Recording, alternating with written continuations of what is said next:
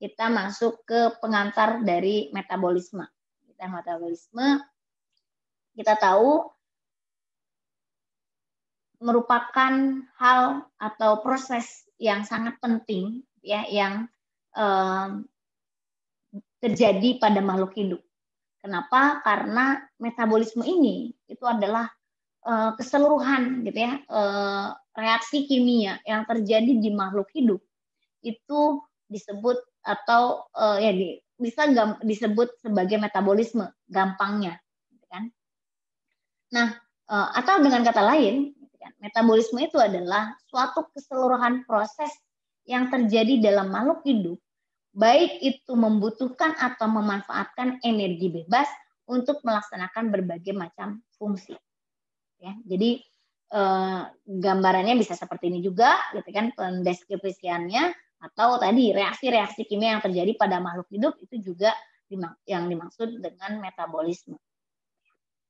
Nah, di sini terkait metabolisme juga kita tahu organisme itu kan ada dua jenis kalau dilihat dari perbedaan jenis metaboliknya.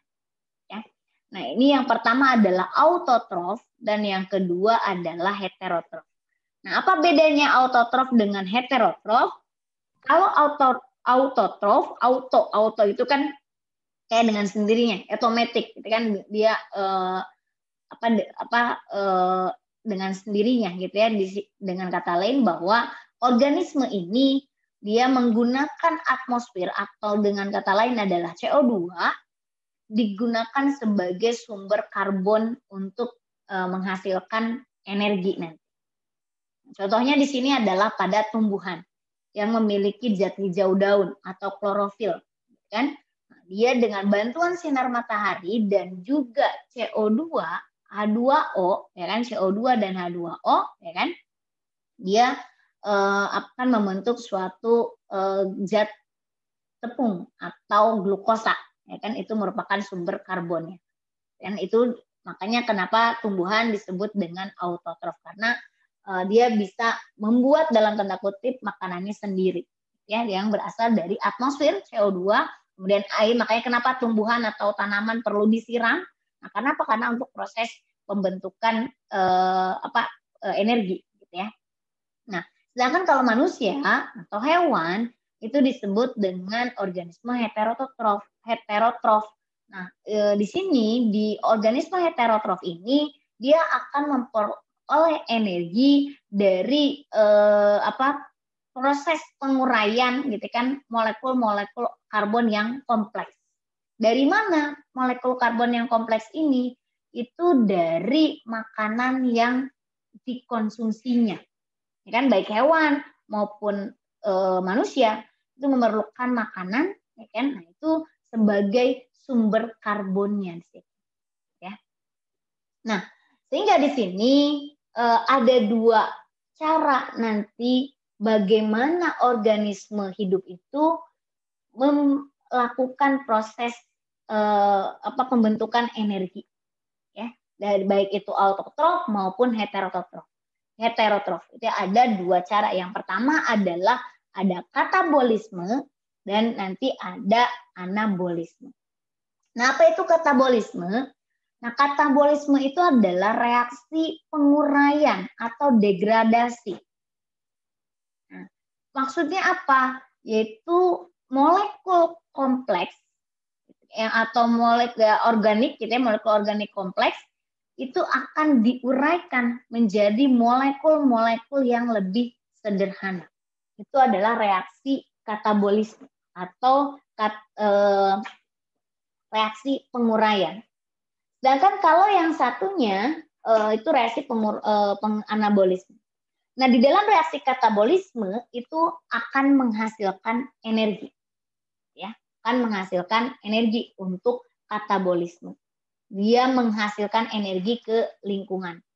Sedangkan kalau anabolisme itu reaksi pembentukan atau reaksi konstruksi. Konstruksi P di sini maksudnya apa? Membangun. Jadi dia akan membentuk molekul yang kompleks dari molekul yang sederhana. Jadi kebalikan dari katabolisme, sehingga di sini pasti kalau katabolisme menghasilkan energi, maka untuk anabolisme memerlukan energi. Nah, gambarannya terkait dengan bioenergetika yang sebelumnya bagaimana? Nah, kita tahu bahwa di dalam makhluk hidup itu ada reaksi endergonik dan reaksi eksergonik, ya kan? Kalau di laboratorium, di lab gitu kan, kalian reaksi kimia itu dibagi dua, endoterm dan eksoterm. Di organik atau di makhluk hidup ada endergonik dan eksergonik. Kemudian bagaimana kaitannya eksergonik dan endergonik ini dengan anabolisme dan katabolisme? Nah, untuk reaksi katabolisme itu akan sama dengan eksergonik atau reaksinya melibatkan reaksi eksergonik. Jadi proses katabolisme, berarti kan proses penguraian itu akan menghasilkan energi. Berarti dengan kata lain, reaksi yang terjadinya adalah reaksi eksergonik. Dia akan menguraikan molekul-molekul yang kompleks menjadi molekul-molekul yang sederhana. Sebaliknya, kalau proses anabolisme, proses pengkonstruksian, proses pembentukan, proses sintesis atau biosintesis, maka dari molekul yang sederhana menjadi molekul yang kompleks, ya kan? Karena membutuhkan energi, maka disebutnya reaksi endergonik. Nah, di dalam prosesnya di sini ada keterlibatan elektron nantinya. Ya, sama seperti pada reaksi kimia biasa, kan? Ini bagaimana korelasi antara anabolisme, katabolisme dengan reaksi endergonik dan eksergonik itu sendiri. Nah, ini adalah proses keseluruhan di dalam tubuh di mana dibagi menjadi katabolisme dan anabolisme. Ini secara umum. Di perkuliahan ini kalian akan memahami bagaimana rangkaian reaksi ini lebih detail. Untuk katabolisme sendiri, tadi reaksi penguraian katabolisme itu. Berarti dia menguraikan dari molekul yang kompleks menjadi molekul yang sederhana. Contohnya polisakarida atau karbohidrat, ya kan? Polisakarida itu termasuk karbohidrat. Contoh polisakarida apa? Kalau di makanan banyak mengandung polisakarida.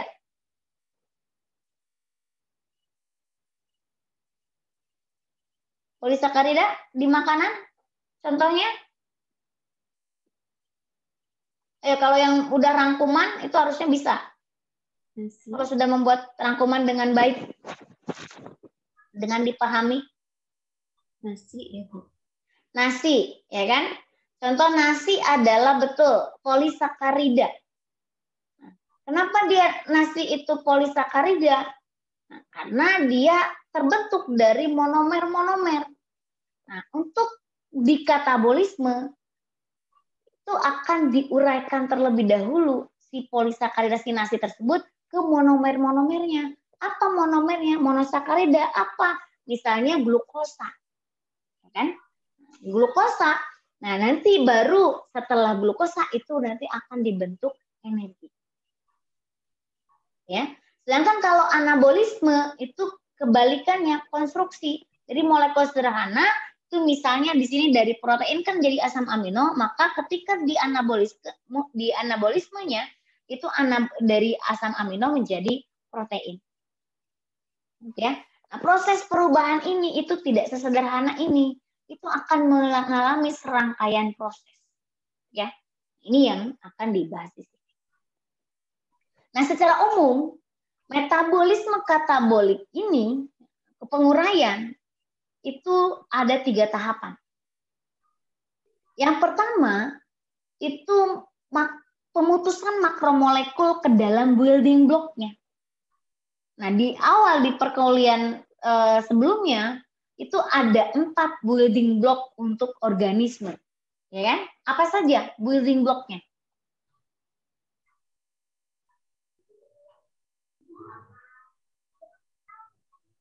Kan ada 4 makromolekul pada makhluk itu, ya kan? Apa saja makromolekulnya, apa saja building blocknya? Coba, kalau yang sudah merangkum harusnya bisa ada di situ rangkumannya. Karbohidrat. Karbohidrat, ya, terus apa lagi? Protein. Protein. Lipid. Lipid. Asam nukleat. Asam nukleat, betul. Oke, sekarang coba Ferdi, building block untuk karbohidrat apa?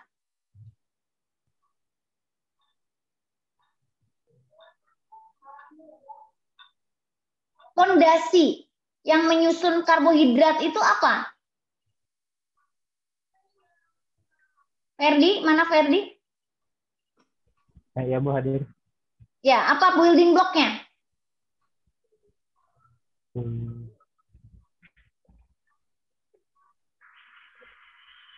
Dipahami ya, kalian ketika membuat tugas itu dipahami, bukan hanya asal tulis. Tadi makromolekulnya tadi yang disebutkan oleh Nia ada 4, ya kan? Tadi salah satunya karbohidrat. Building block karbohidrat itu apa? Selain Ferdi, silakan. Karbon. Bukan karbon ya, bukan. Monosakarida, Bu. Monosakarida, betul Hamid, gitu kan? Jadi tadi kan karbohidrat itu kan contohnya misalnya polisakarida yang banyak, tapi building blocknya, pondasinya itu dari monosakarida. Kalau protein, building blocknya apa? Asam amino. Asam amino. Kalau lipid, nah kalau lipid itu bisa apa, asam lemak dan gliserol, tapi tadi karena dia tidak termasuk makromolekul, gitu kan? Berarti karena dia bukan polimer, ya kan, makanya dikeluarkan dari makromolekul. Tapi building block dari lipid itu biasanya bisa trigliserida atau juga asam lemak, ya kan? Trigliserida itu kan asam lemak. Kemudian kalau asam nukleat, building blocknya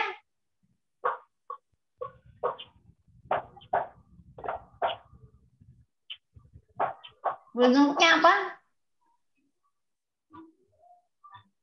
Ada di slide saya di struktur dan fungsi molekul slide saya. Ribosa. Ribosa itu ada bagian gulanya. Salah satu strukturnya ada ribosanya di dalamnya. Nah, yang tepat adalah building block dari asam nukleat adalah nukleotida. Di mana struktur nukleotida itu salah satunya adalah ada ribosanya. Ya. Kemudian tahap yang kedua, nah untuk tahap pertama tadi itu tidak menggunakan energi karena hanya memutus, gitu ya. Tapi tahap yang kedua di sini, dan dia juga di tahap pertama juga tidak dihasilkan energi, gitu ya. Untuk tahap yang kedua itu reaksi oksidasi dari produk tahap pertama menjadi asetil-CoA. Nah, di tahapan ini akan menghasilkan energi yang terbatas. Kemudian dilanjutkan tahap ketiga, sama reaksinya oksidasi juga, dari asetil-CoA menjadi CO2 dan H2O dan juga energi. Nah, ini secara umum tahapan-tahapan proses yang terjadi di dalam tubuh kalian. Ya, pertama, ketika kalian makan, maka makanan yang masuk ke dalam tubuh itu dicerna. Dicerna itu berarti bisa dipecah-pecah terlebih dahulu. Kemudian selanjutnya akan melakukan reaksi. Tahapan-tahapannya itu bisa bertahap. Yang pertama, yang tahap kedua selanjutnya itu nanti akan menghasilkan asetil-CoA, menghasilkan energi yang terbatas, kemudian selanjutnya dia menghasilkan energi yang cukup banyak sehingga bisa digunakan untuk kalian beraktivitas. Dan kenapa kalian bisa beraktivitas? Ya, karena di dalam tubuh kalian sudah dihasilkan energi dari makanan yang kalian konsumsi. Tahapannya, sekali lagi, melalui serangkaian reaksi. Nah, reaksi di dalam tubuh, gitu kan, metabolisme itu pentingnya ataupun gunanya untuk apa? Ya untuk menghasilkan energi tadi. Energinya seperti apa bentuknya, kayak gimana? Bentuk energi di dalam tubuh itu adalah ATP atau adenosin trifosfat. Atau atau bisa juga ADP, adenosine diphosphate. Tetapi kurang stabil. Paling stabil itu adalah nanti ATP. Nah, nanti di sini ada siklus ATP dan ADP pada saat proses pembentukan energi. Di mana nanti di sini akan mentransfer energi yang spesies yang berenergi tinggi, yaitu biasanya gugus fosfat. Ya, nah ini proses bagaimana ada dari ADP menjadi ATP, kemudian dari ATP menghasilkan ADP. Ini proses di dalam tubuh itu akan selalu ada siklus ATP atau ADP. Nah, tahapannya yang tiga step tadi bagaimana? Nah, ini ada 3 sumber utama yang menghasilkan energi di dalam tubuh kalian. Yang pertama ada fosforilasi oksidatif, kemudian yang kedua ada glikolisis, kemudian yang ketiga ada siklus asam sitrat. Nah, 3 tahapan ini yang nanti akan menghasilkan sumber energi bagi tubuh. Yang paling banyak itu pada saat fosforilasi oksidatif. Kenapa? Karena di situ adalah pembentukan energi berantai di situ. Ini dan juga merupakan bagian dari respirasi sel. Ya, sedangkan di glikolisis dihasilkan energi tetapi terbatas. Begitupun juga pada siklus asam sitrat. Nah, kemudian selanjutnya sebelum kalian masuk ke dalam tahapan-tahapan yang terjadi pada metabolisme, yang terjadi pada tubuh, gitu kan, pada metabolisme karbohidrat, protein ataupun yang lainnya, maka ada 6 reaksi yang bisa diidentifikasi yang sering terjadi pada saat proses metabolisme di dalam tubuh berlangsung. Yang pertama adalah reaksi oksidasi reduksi. Yang pertama adalah gugus transfer atau transfer gugus. Yang ketiga adalah hidrolisis. Kemudian yang keempat adalah pemutusan non-hidrolitik, berarti selain hidrolisis. Kemudian ada penataan ulang dan juga isomerisasi. Kemudian serta ada reaksi bagaimana proses pembentukan ikatan yang menggunakan energi dari ATP. Jadi energinya berasal dari ATP. Nah, ke-6 jenis reaksi biokimia ini yang ada di dalam tubuh kalian. Kenapa sih kalian belajar reaksi oksidasi reduksi? Kenapa kalian belajar reduksi? Itu di dalam tubuh kalian itu terjadi reaksi tersebut. Nah, kalian kalau sudah memahami reaksi-reaksi yang terjadi pada dalam tubuh, kalian harus bisa ketika makan ini kemudian reaksinya seperti ini. Oh, nanti dihasilkan seperti ini. Itu kalian bisa mengontrol apa yang kalian masukkan ke dalam tubuh kalian. Ya, kenapa? Karena tubuh kalian mengalami reaksi-reaksi yang cukup rumit, saya kira, ya. Untuk karena ada enzim, banyak sekali enzim, gitu kan? Ada banyak molekul senyawa. Nah, sehingga maksudnya rumit di sini adalah gampang atau mudah sekali, gitu ya, terjadi reaksi, gitu ya. Sehingga gini. Nah, tapi yang rumit itu bisa ada pengaturnya, ya. Itu terus sudah menciptakan dengan sebaik-baiknya, meskipun rumit, gitu, banyak molekul, banyak enzim, banyak apa di dalam tubuh kalian, gitu ya, tetapi itu ada pengaturnya. Nah, yang pertama reaksi oksidasi reduksi itu hampir semua reaksi reaksi metabolisme itu terjadi atau mengalami reaksi oksidasi reduksi secara keseluruhan. Jadi banyak sekali reaksi metabolisme itu terjadi, reaksinya adalah jenis reaksinya reaksi oksidasi reduksi. Di mana untuk reaksi oksidasi reduksi ini itu pasti akan melibatkan 2 reaksi atau 2 reaktan. Di mana bisa diidentifikasi dengan cara adanya transfer atom hidrogen. Reaksi oksidasi reduksi itu sebetulnya maknanya banyak, ya kan? Salah satu makna atau pemahaman kalian terkait reaksi oksidasi reduksi itu apa? Selain diidentifikasi dari transfer atom hidrogen.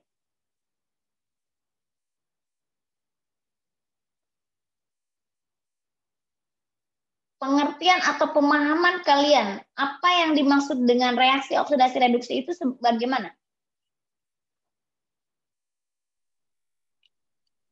Perubahan bilok. Yang mana perubahan bilok oksidasi reduksi? Kalau oksidasi, Eko? Kalau oksidasi penambahan bilok, Bu. Penambahan atau peningkatan bilok. Sedangkan kalau reduksi pengurangan bilok. Oke, itu pemahaman yang pertama. Ada lagi pemahaman yang lain terkait oksidasi reduksi?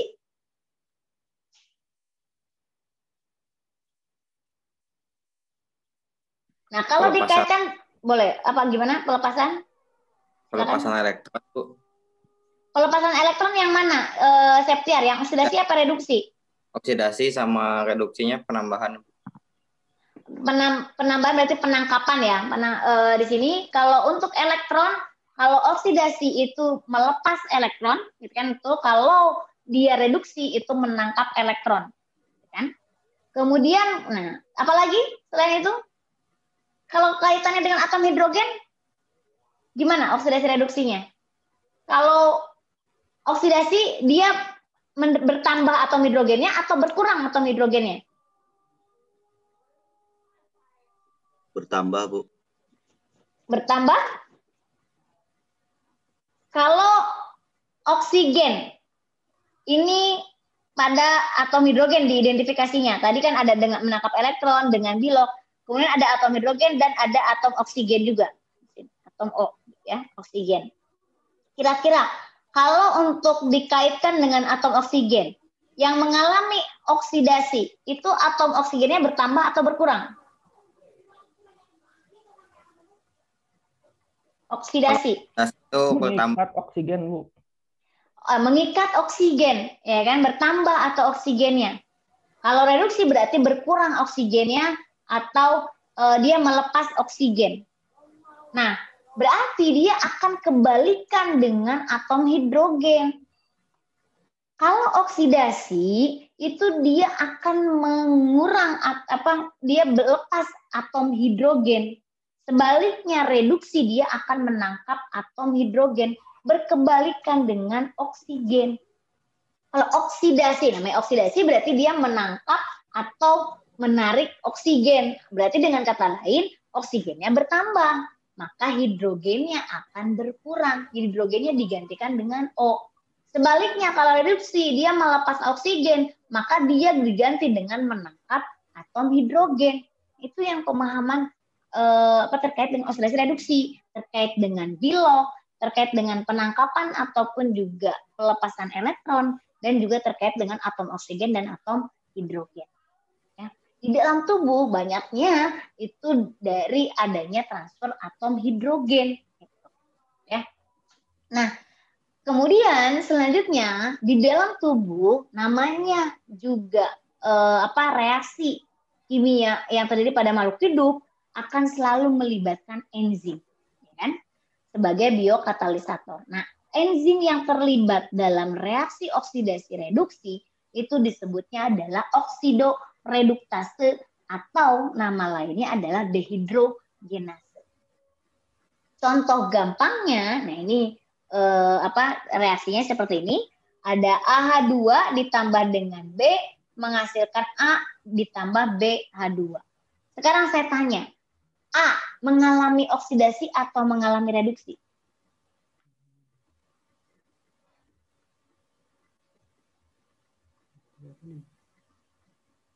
A mengalami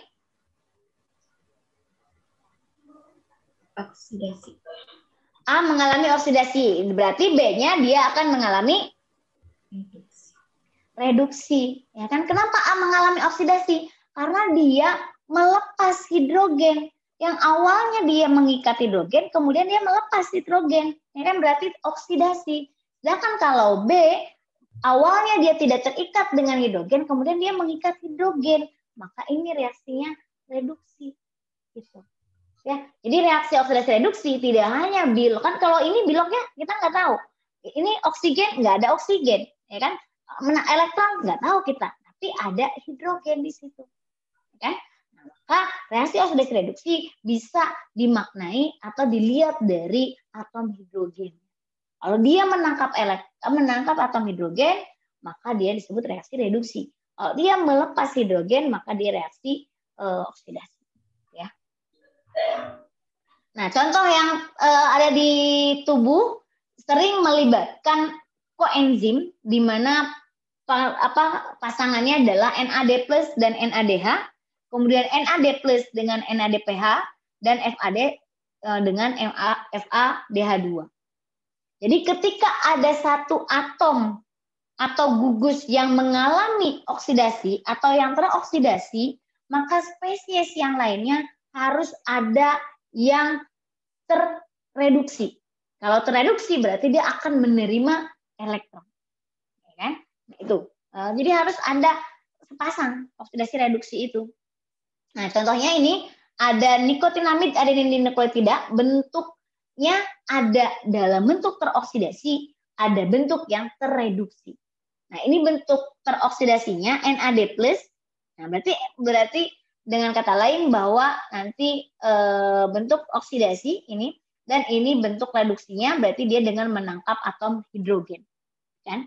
Gitu. Jadi ini bentuk oksidasi, ini bentuk reduksinya. Nah, ini biasanya yang banyak digunakan di dalam koenzim yang digunakan untuk reaksi redoks.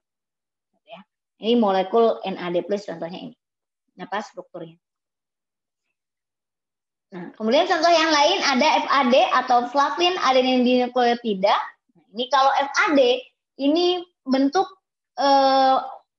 teroksidasinya adalah FAD, sedangkan bentuk terreduksinya adalah FADH2. Kenapa? Karena dia mengikat 2 elektron transfer sehingga digantikan dengan 2 elektron 2 hidrogen. Ya. Nah, ini flavin adenin dinukleotida. Ada ribosa, ada adenin, ada fosfat, kemudian ada riboflavin. Ya, dan ini bagian yang paling reaktifnya. Yang nanti akan bisa berinteraksi dengan yang lain. Kemudian reaksi yang selanjutnya, selain reaksi oksidasi reduksi, juga ada reaksi transfer gugus atau grup. Gitu ya. Berarti di sini reaksi yang melibatkan perpindahan gugus fungsi kan pada molekul tertentu. Ada 2 jenisnya, ada intermolekular di mana transfer gugusnya antar molekul yang satu dengan molekul yang lain, sedangkan kalau intramolekul itu perpindahan gugusnya dari satu lokasi ke lokasi yang lain tetapi masih molekul yang sama. Ya, jadi perpindahan gugusnya itu ada di dalam molekul itu sendiri disebutnya intramolekular, ada yang antar molekul atau intermolekular. Ya. Dan gugus yang biasa ditransfer itu yang banyak terjadi di tubuh kita itu adalah gugus fosfat. Ya. Ini gugus fosfat ini gugus fosfat ini yang banyak dipindahkan dari molekul satu ke molekul yang lain atau dari molekul itu sendiri. Selain gugus fosfat, ada gugus asil. Biasanya ada tadi asetil. Nah, asetil itu gugus fungsinya ada asil. Nah, ini adalah gugus fungsi untuk asil yang juga sering mengalami perpindahan di dalam suatu proses metabolisme. Dan biasanya di sini akan berikatan dengan suatu koenzim A, jadi koasetil A atau koenzim A yang nanti akan bisa berubah menjadi bentuk tioesternya. Jadi ada ikatan antara ester gitu kan masuk ke dalam ikatan asil ini. Sehingga akan menghasilkan suatu lokasi atau titik yang lebih aktif. Kemudian selanjutnya yang ketiga ada reaksi hidrolisis. Hydro itu air, lisis itu pemecahan, gitu kan? Jadi dengan kata lain adalah reaksi pemecahan, kan? Atau lisis yang menggunakan air, kan? Atau air digunakan untuk mensplit. Nah, mensplit itu memecah, gitu molekul yang tunggal menjadi 2 bagian, menghasilkan nanti 2 molekul yang terpisah. Kemudian di sini banyak ikatan yang di-splitnya adalah ikatan ester yang pada lipid gitu atau pada lemak. Kemudian ada ikatan amida yang pada protein, karena kita tahu kalau protein itu ikatannya peptida, di mana peptida itu yang terjadinya adalah ikatan amida di situ ada CO dan N, ya kan? Dan ada pada karbohidrat itu glikosidik yang tipe ikatan yang displit oleh air ini, ya, hidrolisis jadi prosesnya, ya. Nah, sedangkan kalau yang non hidrolitik berarti pemecahan gitu kan molekul men-split gitu ya, pembelahan tetapi tanpa menggunakan air. Itu biasanya enzim yang digunakan masuk ke dalam kelompok enzim liase. Ya. Nah, contoh termasuk ke dalam enzim liase itu di sini ada aldolase. Nah, ini aldolase dia memutus fruktosa 1,6 bifosfat karena ada 2 fosfat ya kan di posisi nomor 1 dan posisi nomor 6 di posisi nomor 1 dan posisi nomor 6 sehingga di sini terjadi pemutusan ikatan ya kan pemutusan ikatannya adalah di sini kan menyepit menghasilkan dihidroksiaseton fosfat dan gliseraldehid 3-fosfat oleh bantuan aldolase yaitu enzim suatu liase. Ini tanpa melibatkan molekul air. Ini jadi pemutusan ikatan non hidrolitik. Ya, yang keempat. Kemudian yang kelima itu ada isomerisasi dan penataan ulang. Nah, ini biasanya sama seperti pada pemindahan transfer gugus itu ada intramolekular atau ada intermolekular, ya. Kalau intermolekular berarti di sini biasanya yang di penataan ulang itu biasanya dilakukan adanya pergeseran atom atau shift atom, terutama atom hidrogen atau atom alkil atau alkilnya, ya. Dan biasanya geserannya kalau intermolekular itu dia ke lokasi yang ada double bond. Ya. Sedangkan kalau yang intramolekular itu biasanya hanya terjadi pada penataan ulang. Ya, penataan ulang gugus dan ini biasanya jarang. Ya, jadi yang banyak tadi geseran atom tadi. Dan terakhir itu ada pembentukan ikatan, reaksi pembentukan ikatan dengan menggunakan energinya yang berasal dari ATP tadi. Ya. Nah, jadi di sini semua reaksi pembentukan ikatan itu biasanya menghasilkan memperoleh ataupun juga memerlukan energi atau sumber energi. Nah, ada juga yang reaksinya spontan tanpa memerlukan energi. Ada juga, ya. Nah, di dalam tubuh contoh yang memerlukan energi adalah dari isositrat menghasilkan ataupun menjadi oksalosusinat. Nah, ini ada enzim yang terlibatnya DHAC dan juga ada energi yang dikonversi, ya, yang dibutuhkan untuk mengubah isositrat menjadi oksalosusinat, sehingga nanti di sini ada transfer elektron, sehingga reaksinya juga reaksi ada oksidasi reduksi. Tapi kalau dari oksalosusinat menjadi alfa ketoglutarate itu reaksinya terjadi secara spontan, ya, jadi tidak membutuhkan energi. Nah, kemudian selanjutnya kira-kira kenapa sih atau bagaimana kok orang tahu yang terjadi di dalam tubuh reaksinya? Oh, metabolisnya gini. Nah, itu dari perjalanan panjang.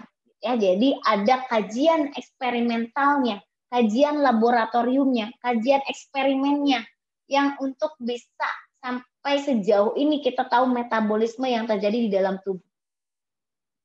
Nah, jadi untuk memahami jalurnya seperti apa kita harus mengetahui tahapan-tahapan dari setiap prosesnya. Nah, kira-kira bagaimana untuk mengetahui proses tahapannya? Maka kita bisa melakukan eksperimen dengan cara mengkarakterisasi setiap enzim atau koenzim yang terlibat. Jadi makanya kenapa kemarin penting ada enzim, kinetika enzim. Itu salah satunya kita bisa mengetahui atau memahami mengidentifikasi rangkaian reaksi yang terjadi pada tubuh itu dengan cara mengkarakterisasi enzim yang terlibat dan juga koenzim. Kemudian selain itu juga kita bisa mengidentifikasi dengan cara apa kira-kira substratnya, apa kira-kira intermediatnya. Nah, apa sih intermediat? Apa sih produk yang dihasilkan apa tipe reaksinya. Nah, maka akhirnya kita bisa mengetahui metabolisme secara keseluruhan. Kemudian juga selain itu, kita selain mengidentifikasi atau mengkarakterisasi enzim, mengidentifikasi substrat, kita juga bisa mengidentifikasi molekul dan kondisi agar bisa terjadi reaksi tersebut. Ya, meregulasi bagaimana prosesnya. Oh, kalau ininya nggak ada, kalau oksigennya nggak ada gimana? Ya kan, ketika kalian olahraga, kan kadang kan kalian merasa pegal, ya kan, pegal-pegal itu sesudahnya. Kemudian kehabisan oksigen, itu di dalam tubuh itu tetap terjadi metabolisme, tetapi pasti dengan cara yang berbeda ketika kalian tidak melakukan olahraga. Itu yang bisa dikaji terkait itu ya melalui serangkaian eksperimental seperti itu.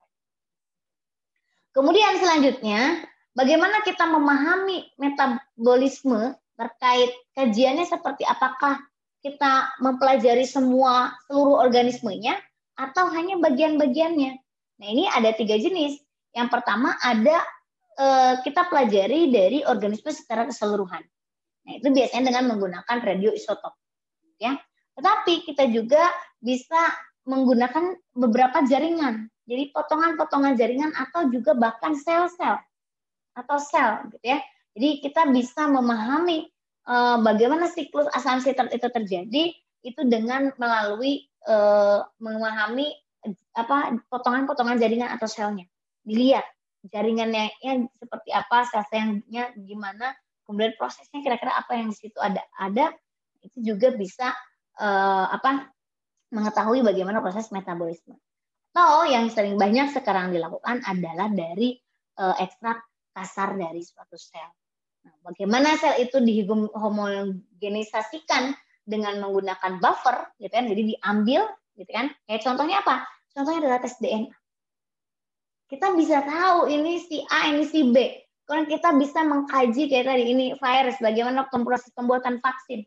Itu dengan cara apa? Ya, dengan cara memahami ini. Salah satunya adalah dengan ekstrak sel free atau dengan ekstrak bebas selnya. Diambil sel kayak kita gitu ya, kalau ketika tes swab itu diambil salah satu bagian dari kita dari sel bebasnya, misalnya dari air liur ataupun dari bagian tertentu, kemudian nanti ditambahkan pelarut-pelarut tertentu, buffer terutamanya, sehingga nanti untuk menganalisis komponen-komponen yang ada di dalam sel untuk dilakukan suatu kajian.